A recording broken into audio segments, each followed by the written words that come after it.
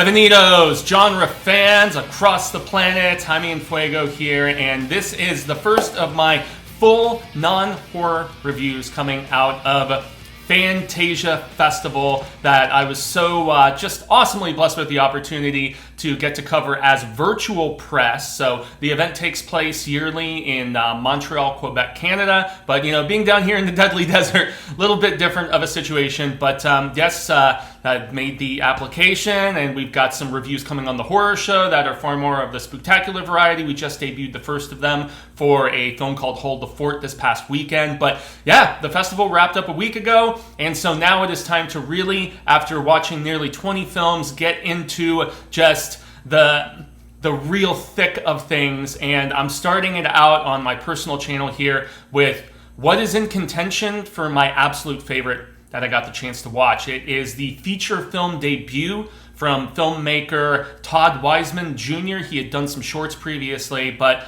yeah, it's entitled The School Duel. And it features, as they say in the opening credits, introducing Q Lawrence. Now, Q Lawrence has gone on to do a few other things that I've actually seen released already, most notably Marshmallow earlier this year, that after watching this film and this kid's performance, I immediately went and hit the VOD rental for that film. I guess he's also in a much on the softer side of things film called Sketch that I'm curious about as well. So, but I don't think he's the lead in that like he was in this film and in obviously the Marshmallow movie, which is like a kind of riff on Friday the 13th, Sleepaway Camp maybe, but you know, with this not being a horror channel, all of that stuff goes down at the horror show channel for my coverage there. And yet, this film does have, like, I guess some horrific aspects to it based on subject matter. But, I mean, this is a dystopian drama that explores gun violence in schools. That is really the crux of it, because it takes place in the near future, as it says at the very beginning, in the free state of Florida. And so, pardon me, essentially, as they preface the movie with some text at the very beginning, all gun control has been outlawed. And so with that setup in mind, apparently school violence with guns started to escalate even further. Yeah, surprise, surprise. And so to that accord, apparently the governor of Florida decided to implement something that I guess I could kind of compare a little bit to The Long Walk by Stephen King, but just, you know, that isn't even super on the horrific side of King's, you know, to like bibliography either. That is more like dystopian drama in this regard as well. Focuses in that regard on, you know, camaraderie amongst these kids that are competing against each other. But this, like, the school duel is the end game of this, because it takes a while to get to it. Whereas in The Long Walk, which is one of my favorite Bachman stories, you basically start right as, you know, the walk in the competition is beginning. This is very much an exploration of this kid, Sammy Whammy, as his gamer handle calls himself, and it's like Medal of Duty or Call of Honor or something like that. So he's a gamer, but you know, he also is bullied at school, so he takes out some of this like just pent-up rage and frustration with, you know, gaming and with like the silly rap music he listens to and you know, all these different things. But he has an absentee father who was former military, and so that obviously, you know, being raised by a single mom at this point, that factors into just his psyche as well, and perhaps his timidity a little bit, and the fact that, you know, he wants to stand up to some of these kids that have bullied him. But you know, he's first and foremost, like, Sammy's character is he's so much smaller in stature, you know, than these kids have. There's one in particular that just gives him such grief, dude. And I mean, he's wearing his dad's dog tags at school at one particular point in the film, and the kid like rips them off and throws them down a drain, and then he goes and attacks this kid, you know, with like a bar or something, or, you know, from the bathroom or the like locker room or whatever, where it goes down. And then of course, because he retaliated with like an actual object that could do like, you know, serious physical harm, or in fact, you know, kill somebody really if you had gone about it properly.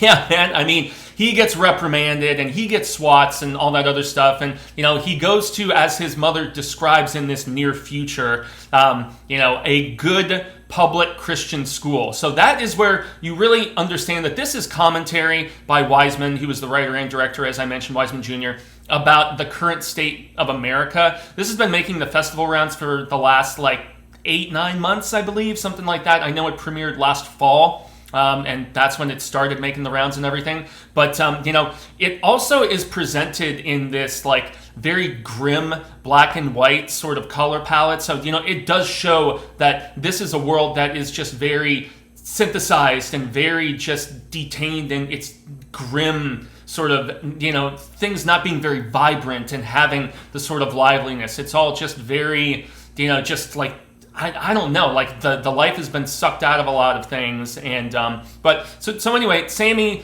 is aware of this duel that goes down every year.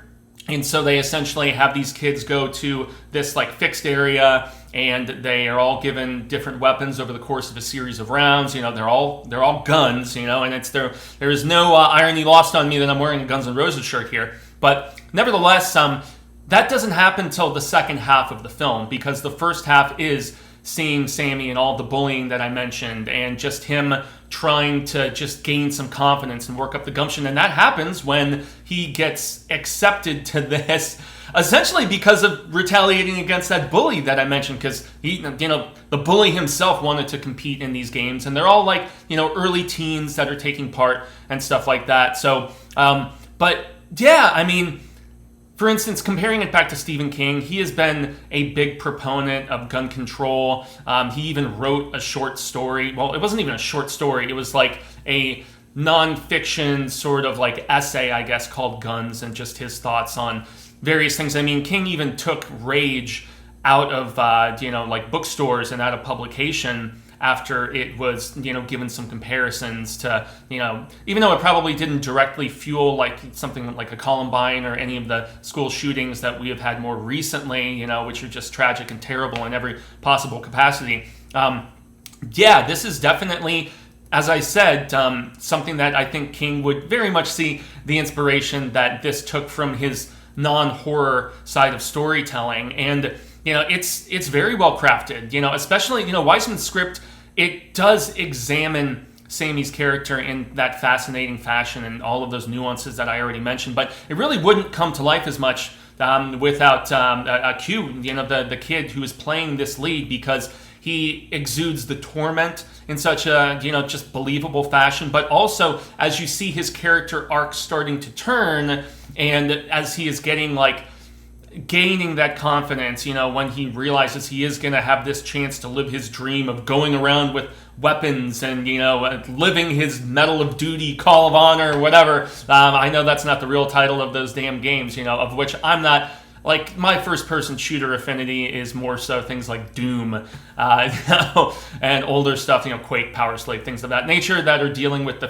fantastical, in comparison with, the real world warfare sort of thing. But, there is at least a slight bit of comedic satire to it, most notably with the rap music that he's listening to. But also in the back half, once we finally get to this competition, you've got, middle school cheerleaders that are brought out, and they're doing these routines with every round as the kids are getting whittled down and stuff. But yeah, it is very much, as I have said a couple times already, an indictment of, I have a father who is an outdoorsman. He doesn't own any automatic weapons or anything like that, though. So I'm not going to throw down a stance one way or the other, because I'm not trying to go full-fledged into politics within this one. So I am an advocate for gun control, I guess, not necessarily for taking every single gun away from everybody here in the States. And yet, I can only imagine how this was perceived by an international audience, with, this being showcased at Fantasia, and I know it has played at some other international festivals. So, some really heavy-hitting storytelling here. That's why I said this is dramatic dystopian. It may deal with some scary themes, but this is not in any fashion, in my estimation, a horror film, which is why I'm reviewing it here as opposed to over on the Horror Show channel. But there is a little bit of a lining that goes on without getting, because I'm not trying to spoil anything, but you can imagine with, multiple rounds, like, okay, you're gonna, trim some of the fat in the first round, some of these martyrs, as they call them, because you're eventually gonna get a king crowned who wins this competition, and then, all of the others are considered martyrs or whatever. But with each subsequent round, you do see a little bit of aligning going on, which does happen in the long walk. Some of those, there's a few who are in direct competition, and then others who are just like, yeah, well, we'll buddy up, for the meantime and whatever, and, maybe strike up kind of a friendship. And Sammy does have, a relationship or two, within this in the back half. It's not necessarily, explored, supremely in-depthly, but, it's still there, and it's acknowledged that in this sort of situation. And then there's also another bit that mirrored something from The Long Walk about a kid having second thoughts. That's about the extent of what I'm going to say. But I will commend them in the fact that it doesn't approach the violence. Now, it's all shown, but it's not in a gratuitous manner as far as, I don't know, when I think of, the end of Ron Howard's Ransom, for instance, where, the bad guys are getting shot and blood spilling and all this craziness. I mean, there is, a scene or two. There's one that just came to mind after I uttered that, but it's not, incessantly gratuitous. Once the competition starts, it's not throughout or anything of that nature. But you even see Sammy going through, the gears turning in his head once he gets in the thick of it about, was this the right decision? And, he has multiple arcs within this film. There is one earlier in the first half and then another one in the second half once he gets to the competition. So, but yeah, once again, that kid's performance, man, really legit. You do get this amusing cameo from Oscar from The Office as the governor. That one is played a little bit more for satire and for laughs because he's talking smack about what Florida smells like, and he's like, man, I'd rather be in the Midwest smelling cow shit or whatever. So that was kind of funny. But so there is a little bit of levity that is sprinkled, within this film, but that just really makes those heavier moments, just so much more impact, man, I gotta say. And the black and white worked very well for that sort of dour, cynical, hopeless kind of approach, to this particular film. There is color that comes at one point for a brief bit, and it definitely accompanied some catharsis. I'm not going to give any context, but the fact that it was in there at some particular point just gave the framework of, the look of the rest of the film just even more, I don't know, prescience in that particular regard in my estimation as well. I don't know the name of the actress, unfortunately, but the one who plays Sammy's mom, she's also very great in, she says at one point, she's like, oh, you're glad your father isn't here, and, father being dead, and the kid, freaks out, and then just her reaction to that knee-jerk statement. I mean, you can tell just the care and the compassion and everything that is so prevalent within her, but yet she's struggling, as you would imagine. Single mother, father that, passed away, who was former military and everything. And the military aspect is also very forthright within this, especially within the score, and also from the religious standpoint as well. They're just from the crosses on certain uniforms and everything like that, to the fact that the score is a combination, as I was just about to get to, of just, military themes like but then you also have hymns. You get a little Amazing Grace at one point and things of that nature, and you get traditional versions, and then you also get what is becoming more commonplace in in Hollywood in this day and age, or just any sort of filmmaking, even independent like this outside of Hollywood, and the slowed down, somber, creepy version of it.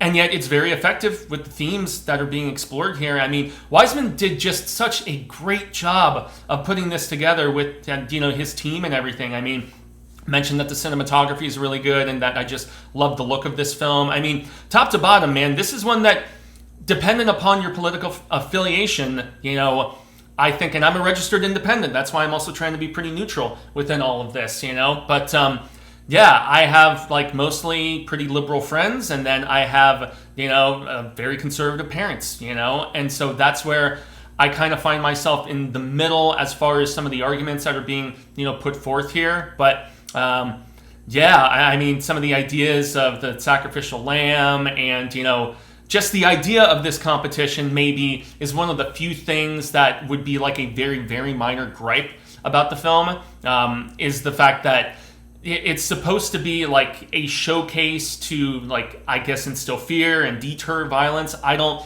necessarily understand the logic, and I think maybe it was supposed to be that way because of the fact that even Oscar, as Oscar Nunez from The Office as the governor, he only has the one scene, but he's kind of made out to be a schmuck who doesn't really even think things through. And then there was also one of the organizers of it all talks about how, we need to give them a good show as opposed to, just like a very heroic, easygoing sort of, right to the finish line. You want some twists and turns. You want a narrative behind it, all this different stuff. It's one of the reasons he picked Sammy Whammy in the first place, But yeah, perhaps as I'm thinking about it here off the cuff, maybe the sheer lunacy of this is just supposed to embody the stupidity of the thinking of the organizers in the first place. Maybe that is the intention from Wiseman's writing here. But and there's also another very minor gripe, but there's a subplot about a coach who was initially giving Sammy some, because you get a representative from each school where one of the kids are chosen in Florida, and so Sammy's gym coach, who was like kind of couldn't even remember his name when they're having some interactions after, because they're having slap fights like at school as like a thing for these kids to be taking part in. They're not playing basketball. They're not kickball or any, cannonball. I mean, maybe that sort of more physical competition with throwing objects at one another. But no, they're like straight up fighting, And the coach doesn't even remember his name. But yet after he's chosen and the coach is a little weary about the selection, then he's there at the competition and he's kind of going at the main organizer who picked Sammy, and they're having a little bit of discourse and back and forth about the nature of just this event in general. So that's maybe one of the few other gripes that I would mention, that I just don't think that subplot worked like quite as well, although it does tie in with how